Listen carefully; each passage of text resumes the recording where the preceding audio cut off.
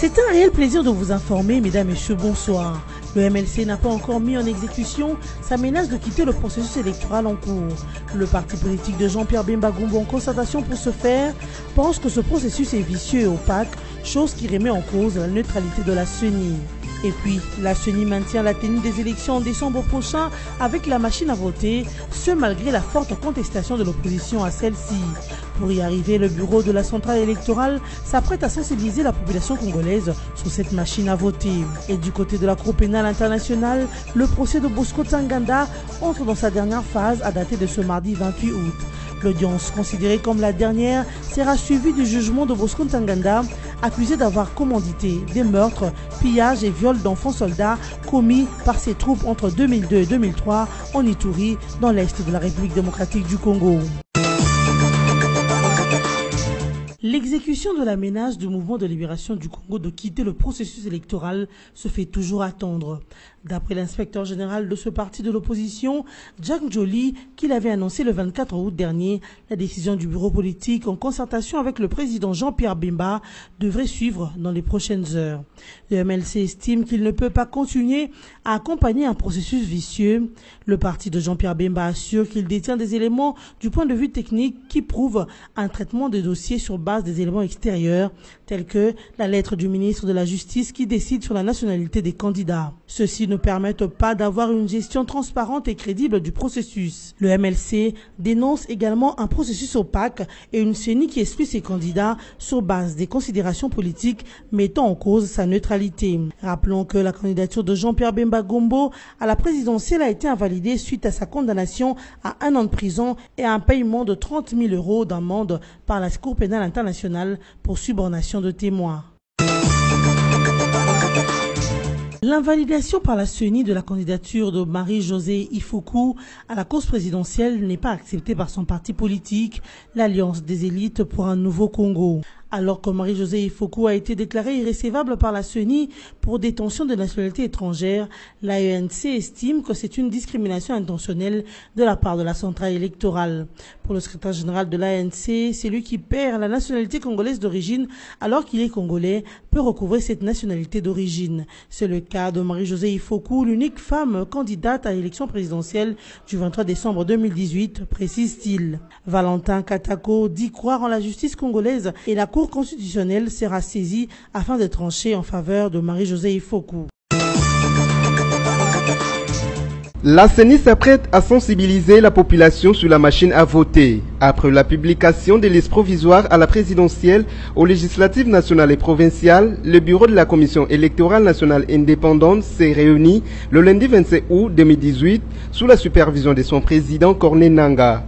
Question d'évaluer les défis à relever en ce qui concerne les prochaines phases électorales.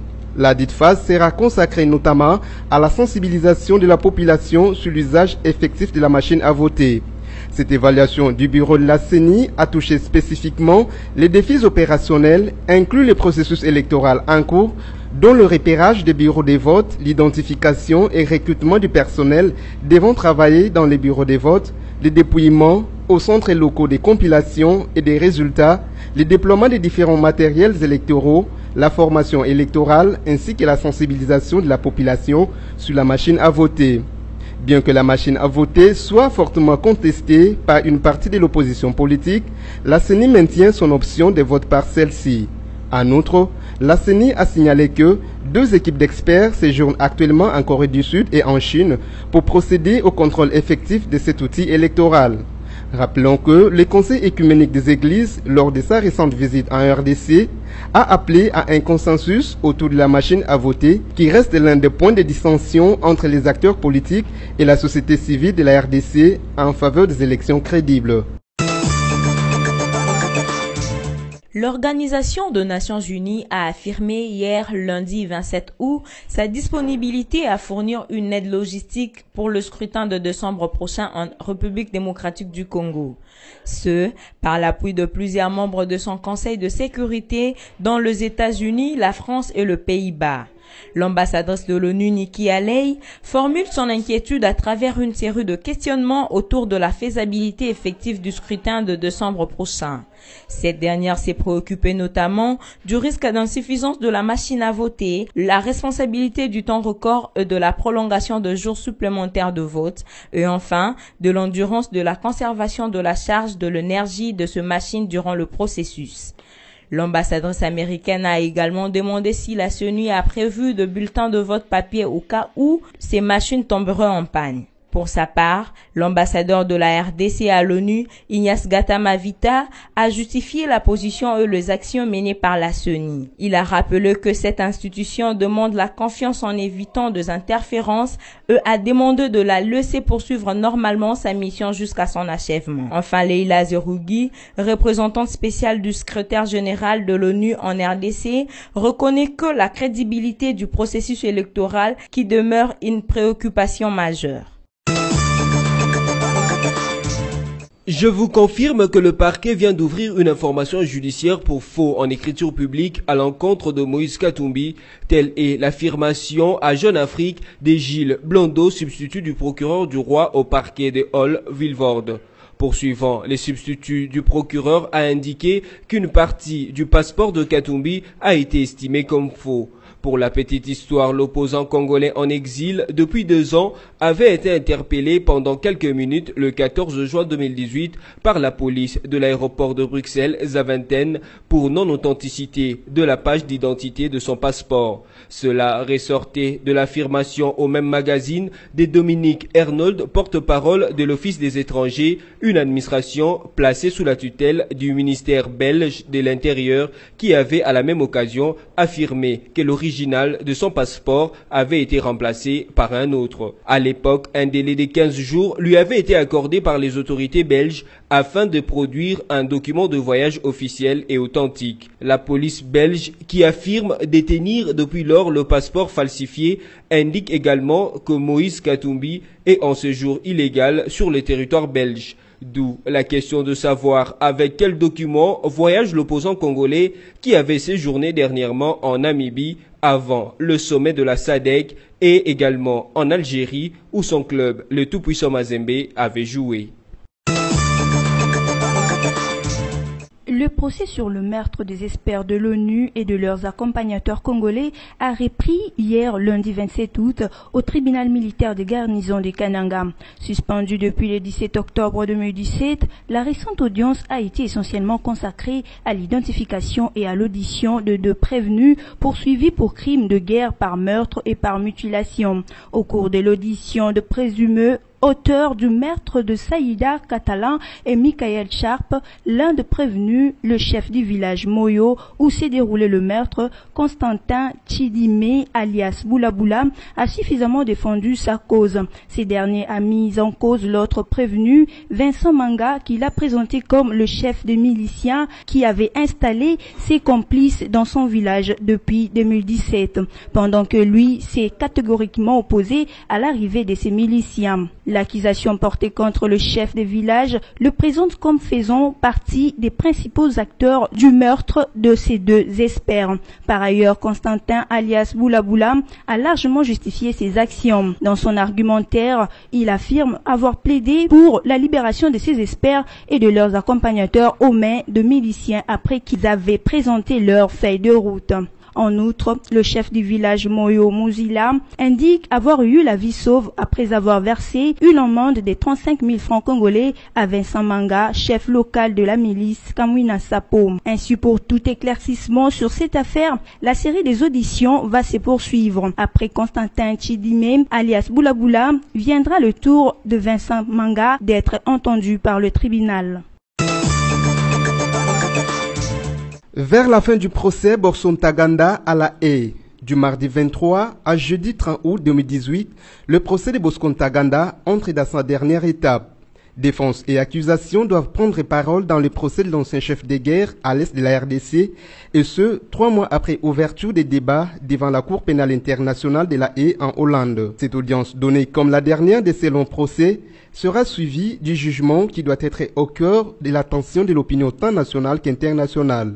Cela lorsqu'on sait que c'est quelques mois après l'acquittement surprise et décidé de manière cavalière par la Cour d'appel de la CPI du Congolais Jean-Pierre Bemba en juin dernier, après avoir été condamné à 18 ans de prison pour des crimes commis par ses troupes en Centrafrique. Ici est de rappeler que, surnommé Terminator, Bosco Ntaganda, 44 ans, est accusé d'avoir commandité des meurtres, pillages et viols d'enfants soldats commis par ses troupes entre 2002 et 2003 en Ituri, au cours d'un conflit qui a coûté la vie à 60 000 personnes selon de nombreuses ONG. Il a donné des ordres, planifié et programmé les opérations, coordonné la logistique et fourni des armes à ses troupes.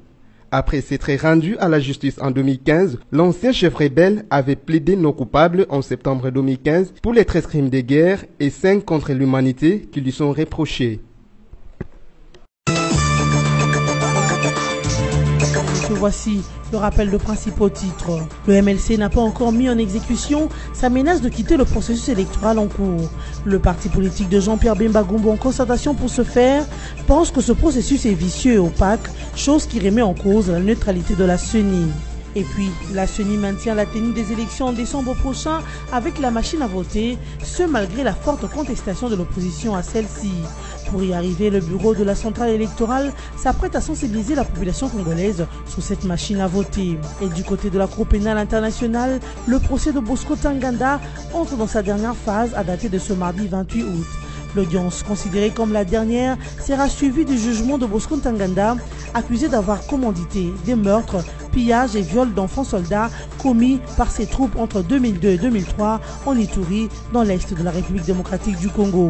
Ce journal est terminé. Merci de votre fidélité à BSC TV.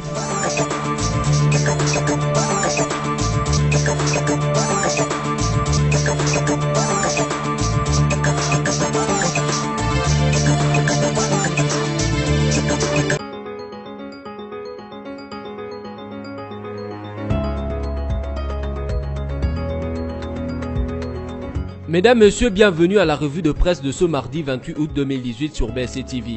Commençons avec le site d'information Congo Virtuel qui écrit « Élection 2018, les CLC confirment sa subversion ». Alors que des membres de la plénière de la CENI astreints à la réserve ont livré délibérément et en temps réel le secret des délibérations, la milice cléricale de Mosengo veut distraire l'opinion en cherchant à couvrir des infractions flagrantes aux lois pour relancer le plan B d'une transition sans Kabila.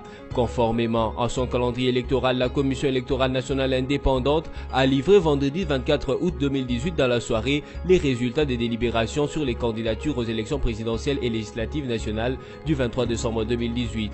En toute logique et pour des raisons diverses, certaines candidatures ont été invalidées et d'autres confirmées. Les listes rendues publiques sont à ce stade provisoires car il revient à la Cour constitutionnelle de prendre la décision finale en fonction notamment de recours des candidats qui se seraient sentis lésés par des décisions finales. D'ores et déjà, certains candidats ont annoncé qu'ils allaient déposer leur recours. Les listes définitives devront être publiées le 19 septembre 2018 selon la loi électorale. En attendant, l'on n'a pas manqué d'enregistrer des récriminations de certains candidats ou organisations diverses qui se rejoignent sur leurs accusations communes contre le pouvoir en place qu'ils disent avoir manipulé la CENI pour écarter certains candidats à la présidentielle. Au nombre de ces récriminations, l'on note celle du comité laïque de coordination CLC.